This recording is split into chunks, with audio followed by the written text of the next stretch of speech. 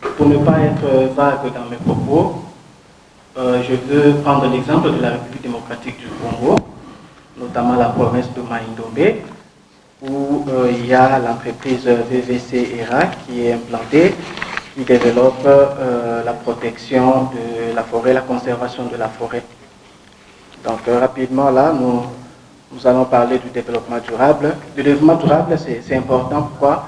Parce qu'il permet d'améliorer les conditions de vie des communautés locales sans compromettre aux générations futures la chance à améliorer les leurs. Alors, dans sa dimension environnementale, la dimension environnementale du développement durable veut que, face à la crise écologique et sociale qui se manifeste désormais de manière mondialisée par le réchauffement climatique, la réfaction des ressources naturelles, la déforestation ou la perte de la biodiversité, que les acteurs, donc les États, les acteurs économiques, puissent répondre à travers les méthodes durables, notamment dans le secteur d'agriculture, d'industrie, d'habitat et de conservation de la Convention cadre des Nations Unies sur le changement climatique, le protocole de Kyoto et les négociations de Bali 13, la COP 13 Bali 2007.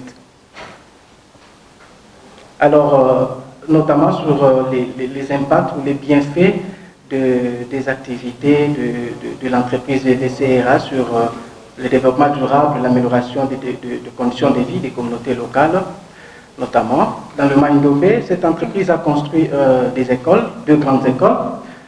L'entreprise a également construit 2 grands hôpitaux.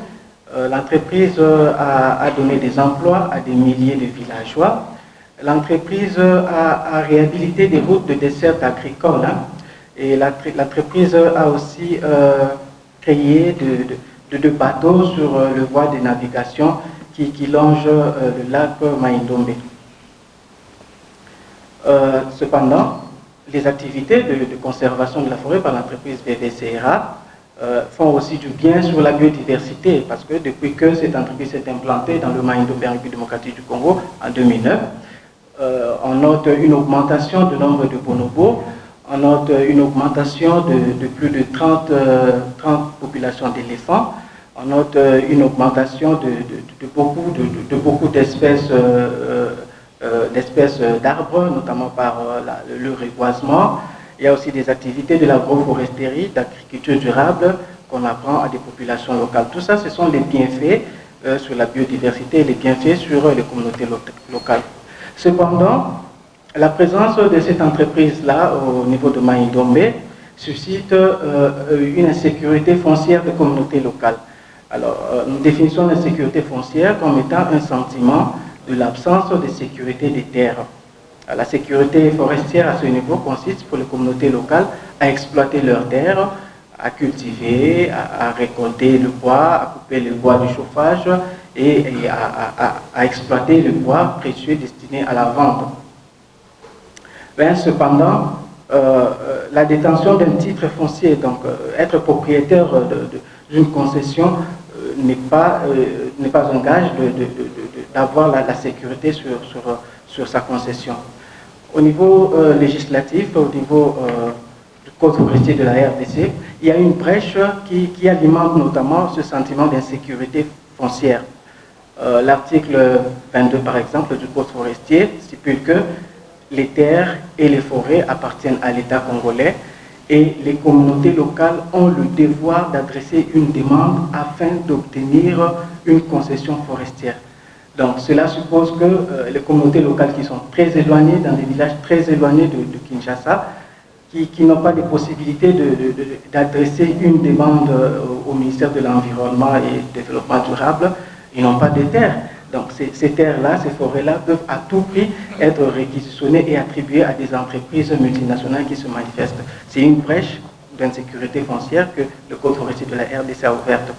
Il y a aussi la loi foncière de 1973 de la République démocratique du Congo qui ouvre une autre brèche de l'insécurité foncière, notamment disent que les communautés locales ont des droits d'usage sur les savanes et les forêts dans leur village, mais les communautés locales n'ont aucun droit de propriété sur les terres. C'est une autre brèche d'insécurité foncière qui se manifeste là et qui remet un peu en mal les bonnes pratiques qu'apporte la conservation de la forêt, les bonnes pratiques de développement durable. Alors, ce sentiment d'insécurité arrive à occasionner des conflits communautaires.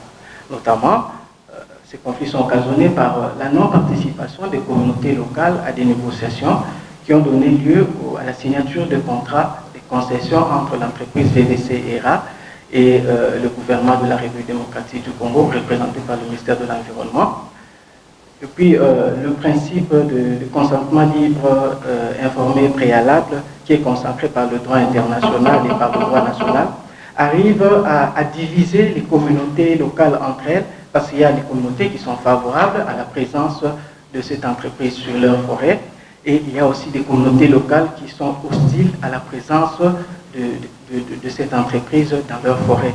Alors cela suscite de la violence. Je peux citer notamment le cas de la violence qu'il y a eu dans le territoire de Yumbi, au Mainombe, et il y avait même des élections qui avaient été reportées sur ces territoires-là, parce qu'il y avait vraiment une violence, des massacres généralisés.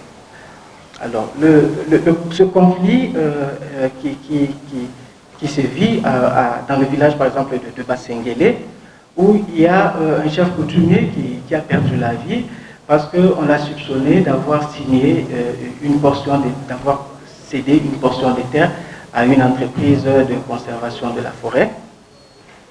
Et il y a aussi ce qui alimente le conflit communautaire, il y a aussi l'injustice sociale de dotation des infrastructures. Notamment, j'ai cité les écoles qui avaient été construites, les hôpitaux, les routes et des desserts agricoles.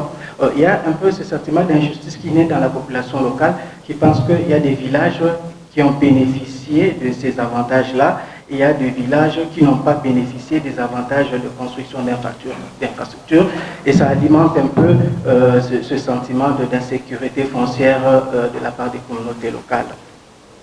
Alors, face à tout cela, nous pensons que l'expérience de la République démocratique du Congo peut inspirer l'Afrique de l'Ouest, qui pourrait présenter par exemple des problèmes similaires de conservation des forêts face aux droits des communautés locales. En termes de perspective de paix durable, nous pensons que la légitimité des acteurs qui doivent signer des contrats, des cahiers des charges, des comités locaux de développement avec les entreprises forestières, leur légitimité devrait être non seulement actée par l'organisation d'une élection locale, qui doit être en principe organisée par le ministère de l'Environnement et du Développement rural, mais contrairement à ce qui se présente actuellement, c'est l'entreprise qui vient s'implanter, qui organise ces élections au niveau local de comités locaux de développement.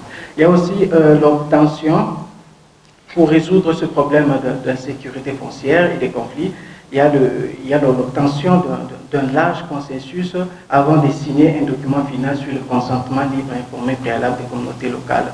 Et nous proposons notamment le renouvellement du consentement libre, informé, préalable chaque 6 mois pour que ce consentement puisse réduire le nombre de mécontentements dans les chefs des populations locales.